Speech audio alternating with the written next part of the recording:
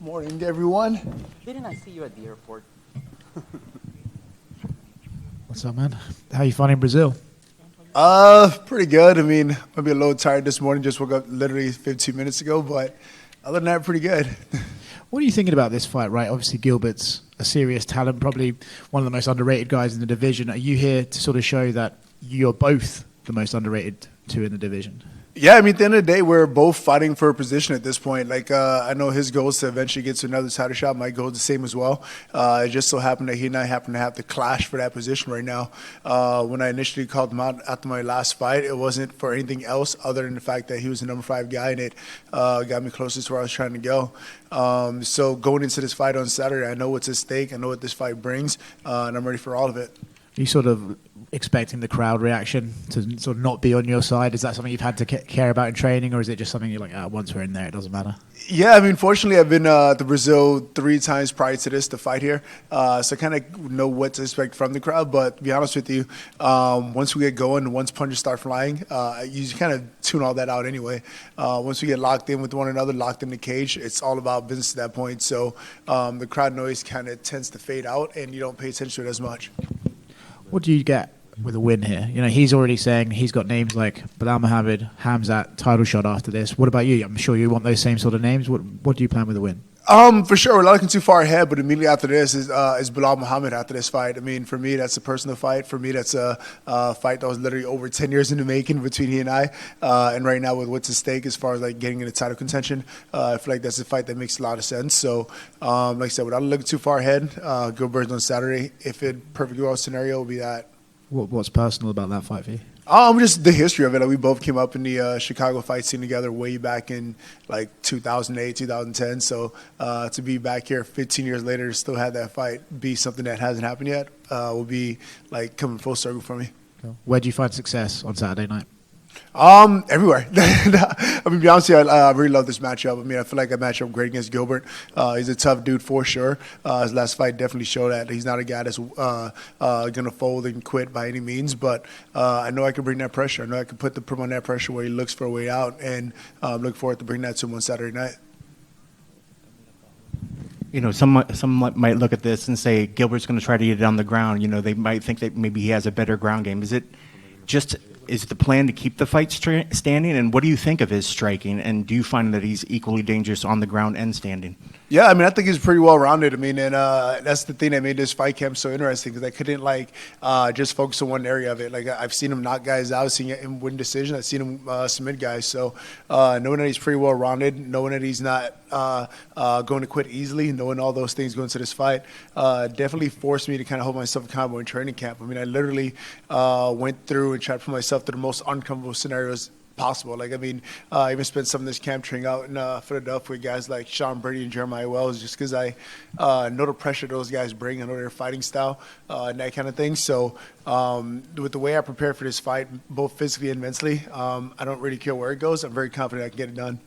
You know, I'm sure you visualize and you've seen other events that have taken place here. You know, when the American goes in there, you know, all the chants and all the cheers, is that sort of thing going to fire you up? And what are you expecting, and how is that going to feel walking into that arena that night? It's going to feel great. I mean, like, the best thing about it is, like, whether it's screaming Vat Maliku or whatever else they're going to scream, I don't speak Portuguese, so I have no idea what they're saying. So to me, it was just like, oh, yeah, they love me. Just kind of like making that chant your own kind of thing. You can either let it like be one of those like, oh, man, what are they saying? Or it's like, I don't know what they're saying, but they sound like they love me, so I'm going to go with that and let it fire me up on fight night. I know you said you just kind of getting here, you're getting tired, but have you got a chance are you planning to get over to the beach and try to, you know, relax a little bit? And what are the plans for the downtime leading up to the fight? For me, it's all about rest. I mean, I definitely made over to the beach a little bit earlier this week, but mainly it's all about rest. I mean, every moment that I'm not training, I'm resting here this week. Like I said, just because I know what's at stake. I know it's a big opportunity for me, and I don't want to just come over here and squander the opportunity, so to speak. So I'm literally taking every step possible to be in the best place, both mentally and physically, going into this fight on Saturday. Awesome. Best of luck. Thank you. Hey, like you said, you fought here in Rio 3 times. What advice would you give the other non-Brazilian fighters that are going to fight Saturday for the first time here? don't use Google Translate. I mean, at the end of the day, they're gonna chant all type of things at you. If you don't know what they're saying, it can't really affect you. It's almost like you would tell your kid going to school, like, "Hey, sticks and stones may break my bones, but words never hurt." It's almost like the same kind of thing. Where like, yeah, they're screaming at everything else. They're really excited for the hometown guy to win. Of course, they should be. But at the end of the day, like, you have no idea what they're saying anyway. Why let it affect you one way or the other? There's this mistake about fighting in Rio, in Brazil in general. How worse it is? Is it worse than like fighting Kelvin Gastelum in Mexico, Ponzinibbio in Argentina, Craig White in Liverpool? Is this like much the same? Yeah, for me, it's all the same. Like, I'm not one of those guys that comes off as disrespectful by any means. Like, I appreciate the fans, whether they're cheering for me or not. I'm always been super appreciative, super respectful towards them. So I'm not a guy that kind of walks into these quote-unquote hostile territories and have to look over his back, so to speak. And I think, like, carrying that kind of energy, it just allows me to go in there and kind of focus on the task at hand. I never have to worry about, like, oh, I flicked off the crowd. Maybe someone's going to come slap me at dinner time or breakfast.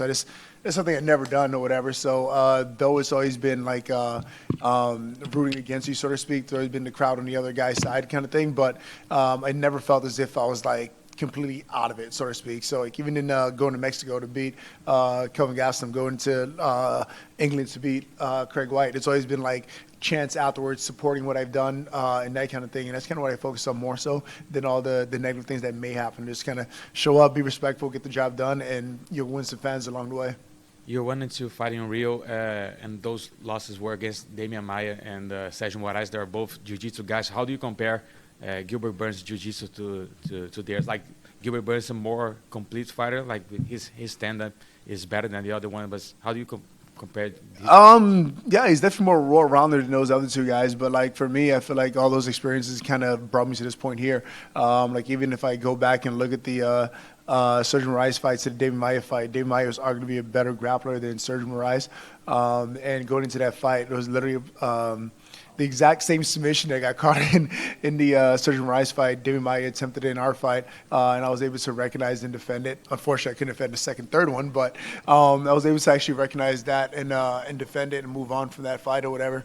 So definitely showed a little bit of growth in the right direction. So like I said, being 1-2 in Rio, morning, confident I'll make it 2-2 on Saturday night. Hello, Neil. How are you? Enio Ferreira for ESPN Sur and Somos MMA.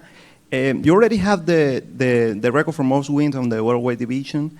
What's next for you on the 175 pounds of UFC? So for me, the best way to explain it is like the best way I've heard it explained when it comes to like setting goals and looking at your future is like you aim for the moon. In case you miss, you still end up amongst the stars. And I'm not saying I'm going to aim for the moon with the intent to miss, end up amongst the stars. I'm going to aim for the moon with the intent of full on hitting it. For me, that moon is being a UFC champion, and that's what I'm going for. At the end of my career, 5 years from now, 6 years from now, whenever that may come, if I just happen to be like a guy with records and all these credentials on his belt, great. That'd be a great accomplishment. But for right now, for me, the big goal still remains being a UFC champion. My last one, you already fought in South America. The last time was in Buenos Aires, Argentina. What do you like more, Rio or Buenos Aires? Rio is definitely way better than me. I'm not just saying because I'm here, but there's an actual based-off experience. I mean, I just love the culture here a lot more than I did in Argentina. I just feel like this is more of my vibe than it was in Argentina.